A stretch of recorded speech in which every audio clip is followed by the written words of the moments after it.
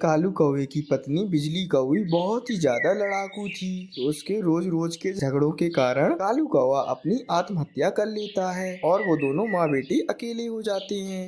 एक दिन एक मीनू चिड़िया दाना ढूंढते ढूंढते बिजली कब्बी के घर के पास आ जाती है। तभी बिजली कब्बी उसको अपने घर के पास दाने ढूंढते हुए देख लेती है। मैंने तुमसे कितनी बार कहा है छोटी चिड़िया, तुम भोजन की तलाश में इस दिशा की ओर न आया करो। ये इलाका मेरा है और यहाँ के सारे भोजन पर मेरा हक है। हमारे इस जंगल में बाढ़ थोड़ी ही है, हमारे इस जंगल में सब पक्षियों का बराबर हक है। फिर तुम मुझे इधर आने से कैसे रोक सकती हो?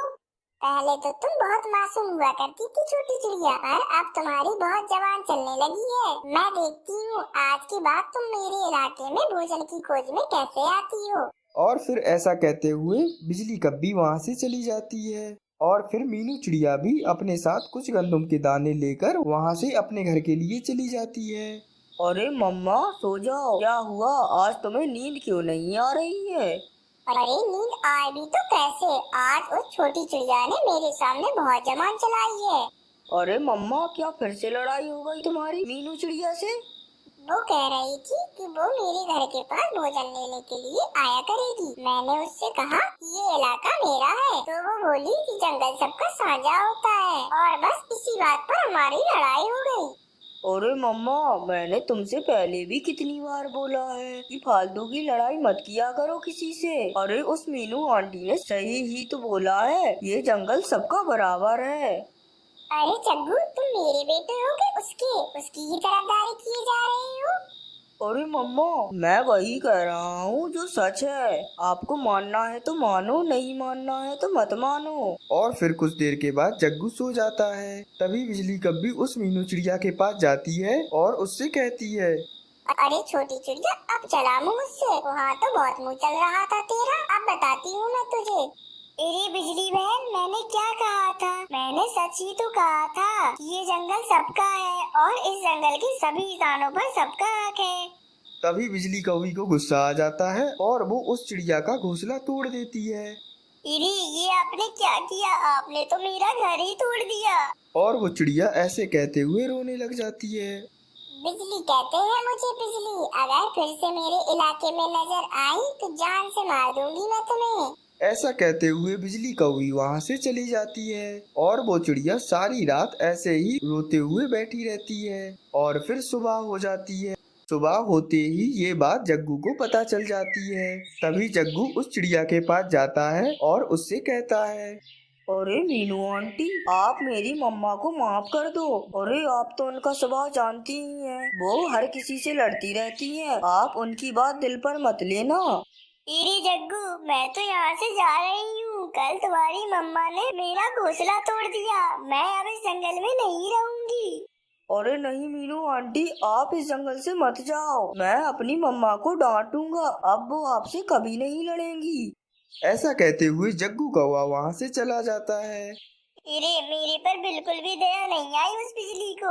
मैं अब इस जंगल में और नहीं रहूंगी, मैं इस जंगल को छोड़ दूंगी, कोई कितना भी कहता रहे। और बस ऐसा कहते हुए वो मीनू चिड़िया उस जंगल को छोड़कर चली जाती है। वो बहुत ही ज्यादा दुखी थी क्योंकि जो घोंसला बिजली ने तोड़ा था वो घोंसला उसकी माँ ने बनाया था। मीनू चिड़िया को वो घोंसला बहुत ही ज्यादा पसंद था, परंतु वो बिजली कौवी से अब और नहीं लड़ना चाहती थी। इसीलिए वो उस जंगल को छोड़कर दूसरे जंगल की तरफ चली जाती है। और फिर वो दूसरे जंगल पहुंच जाती है।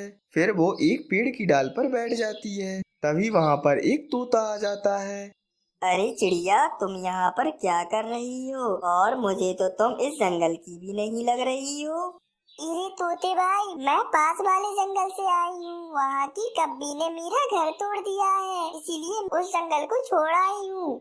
अरे चिड़िया ऐसे पेड़ पर बैठे बैठे पूरी रात गुजारना बहुत मुश्किल है। चलो तुम मेरे साथ मेरे घर पर चलो, मैं भी अपने घर पर अकेला ही रहता हूँ, तुम मेरे घर पर मेरे साथ रह सकती हो और फिर अपना घर बाद में बना लेना तुम। अरे तोते भैया, ये तो आपकी बहुत मेहरबानी है मुझ पर। और फिर मीनू चिड़िया उस तोते के साथ उसके घर पर चली जाती है। फिर एक दिन बिजली कौवी एक पेड़ पर बैठी हुई होती है।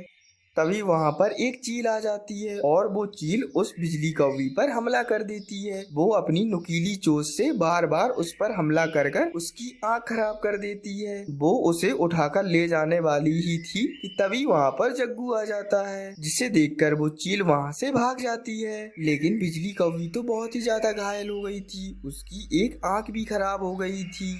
अरे मम्मा क्या हुआ? मेरी मम्मा की आँख फोड़ दी इस जालिम चील ने। और फिर जग्गू कौवा अपनी मम्मा को लेकर कबूतर के क्लिनिक पर पहुंच जाता है।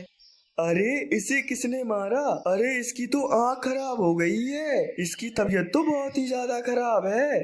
मेरी मम्मा को उस जालिम चील ने मारा है। वो तो मैं आ गया, नहीं तो वो इन्हें उठाकर ही ले जा रही थी। अरे जग्गू, कब्बी की तो आँख खराब हो गई है। अगर इसकी आँख बचानी है तो जल्दी से आँख की दवा लानी पड़ेगी, और ये आँख की दवा मेरी क्लिनिक पर नहीं मिलती। अगर देर हो गई तो मैं कुछ भी नहीं कर सकूंगा।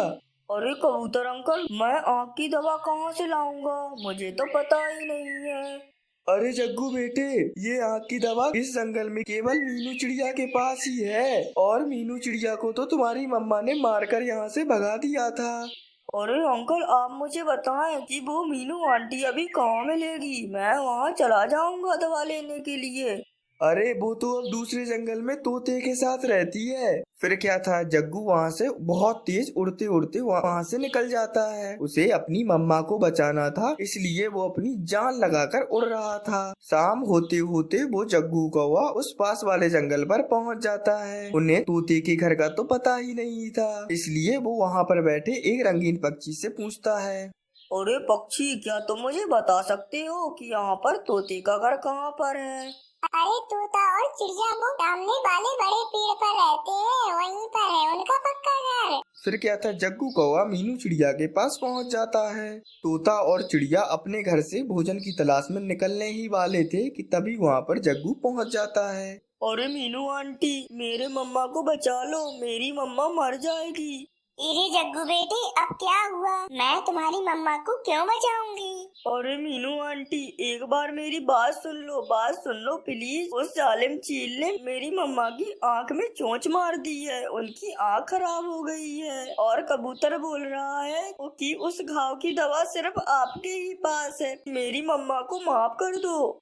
इरी, उसने मेरा घर तोड़ा था और मैंने उसी के कारण अपना जंगल छोड़ा था। लेकिन तुम बहुत अच्छे हो जग्गू बेटे, इसलिए मैं तुम्हारी मम्मा की मदद कर रही हूँ। रुको, ये लो दवाई और ले जाकर अपनी मम्मा की आंख में डाल दो, वो सही हो जाएगी। फिर क्या था, वो दवाई लेकर जग्गू जल्दी से उड़ते उड़ते कबूतर की क्लिनिक पर आ जाता है, और वो कबूतर को वो दवाई की शीशी दे देता है, और फिर कबूतर उस दवा को लेकर बिजली कब्बी की आंख में डाल देता है। फिर क्या था, कुछ ही देर के बाद बिजली कौवी अपनी आंखें खोल लेती है और वो ठीक हो जाती है। तो प्यारे बच्चों, इस कहानी से हमें प्रेरणा मिलती है कि हमें कभी भी किसी से लड़ाई नहीं करनी चाहिए और हमेशा दूसरों की मदद करनी चाहिए। क्या पता कब कौन हमारे काम आ जाए।